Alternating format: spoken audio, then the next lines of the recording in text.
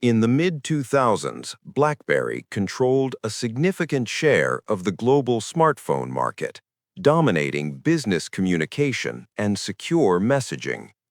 Its devices were used by executives, governments, and enterprises, making it one of the most trusted platforms in mobile technology.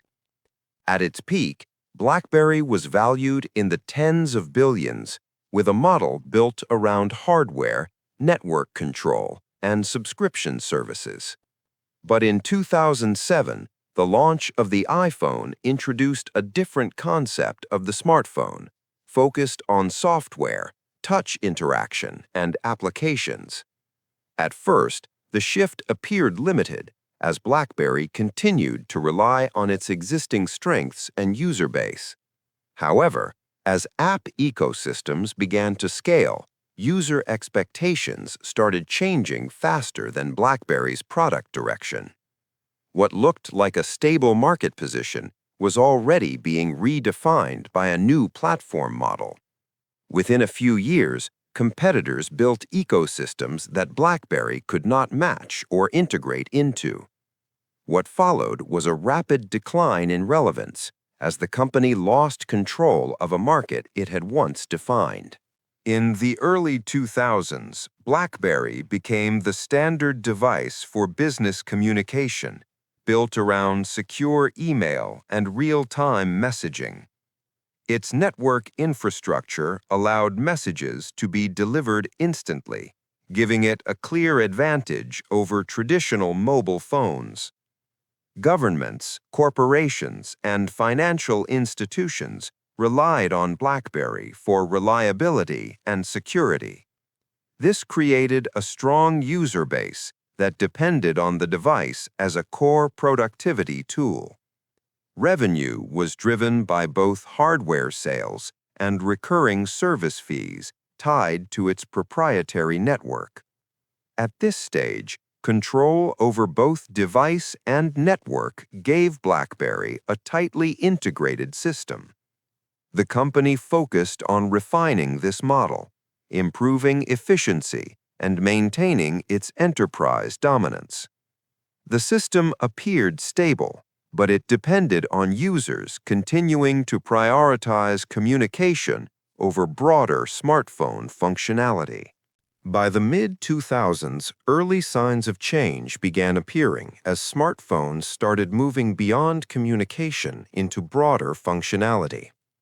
Users were no longer looking only for email and messaging, but for devices that could support browsing, media, and applications. In 2007, the iPhone introduced a touchscreen-first design, shifting focus toward user experience and software interaction. This changed how users expected to interact with their devices, moving away from physical keyboards and limited interfaces. At the same time, Android began expanding as an open platform, allowing multiple manufacturers to build competing devices. This created a rapidly growing ecosystem centered around apps, developers, and continuous software updates.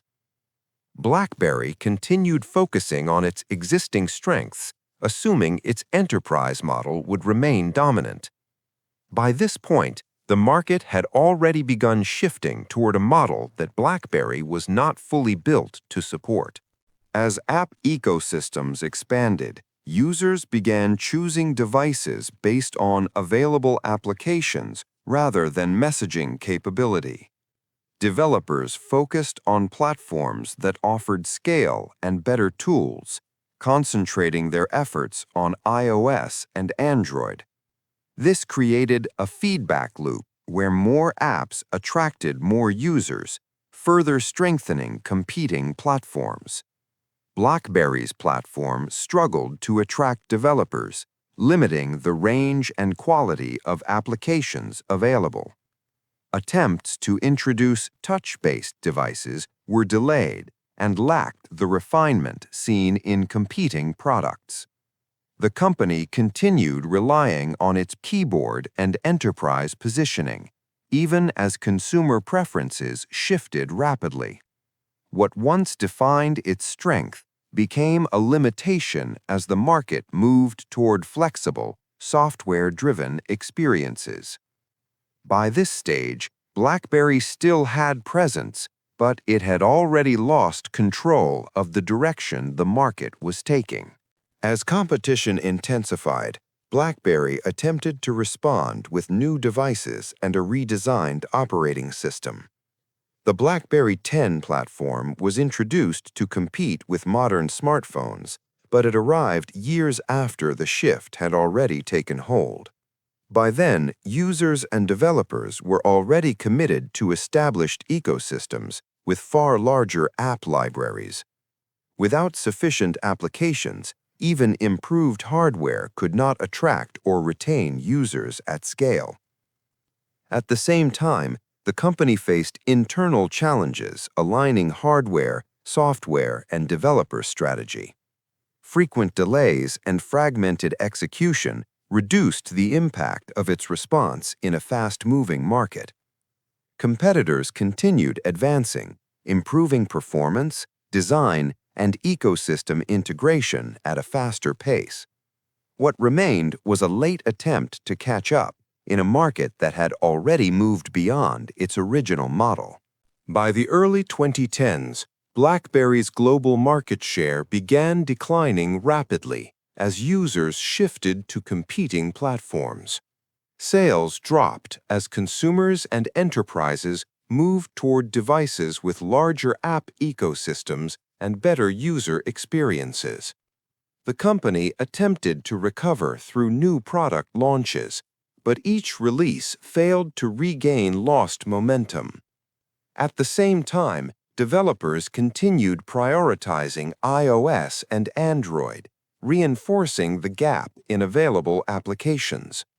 Revenue declined alongside market share, reducing the company's ability to invest at the level required to compete. Confidence weakened across both investors and enterprise customers, accelerating the transition away from BlackBerry devices. At this point, the company no longer had a viable path to reclaim its previous position in the market. What had been a dominant platform was now operating under conditions where recovery was no longer realistic. As market share declined, BlackBerry's revenue model began breaking down across both hardware sales and service fees. Fewer device sales reduced recurring network income, weakening the integrated system that once supported its business. At the same time, maintaining its infrastructure and operations required costs that were no longer justified by declining usage. The company attempted cost reductions and restructuring, but these actions could not offset the loss of scale. Without a strong app ecosystem, new devices failed to generate sustained demand. Developers remained focused on competing platforms, preventing any recovery in user adoption. This created a cycle where declining users reduced developer interest, further reducing platform value. What had once been a controlled system collapsed as both demand and ecosystem support disappeared together. By the mid-2010s, BlackBerry had effectively exited the global smartphone hardware market after years of declining sales. The company discontinued its own device production and shifted toward software, security, and enterprise services. Its proprietary network model was replaced by solutions focused on cybersecurity and embedded systems. Brand licensing agreements allowed other manufacturers to use the BlackBerry name on limited devices. At its peak, the company had been valued in the tens of billions, but that value declined significantly during the transition. What remained was a smaller organization focused on niche technology rather than mass-market consumer products. The market it once dominated had fully transitioned to platform-based ecosystems controlled by competitors. The outcome reflected a shift where control moved from devices to software ecosystems, leaving BlackBerry's original model behind.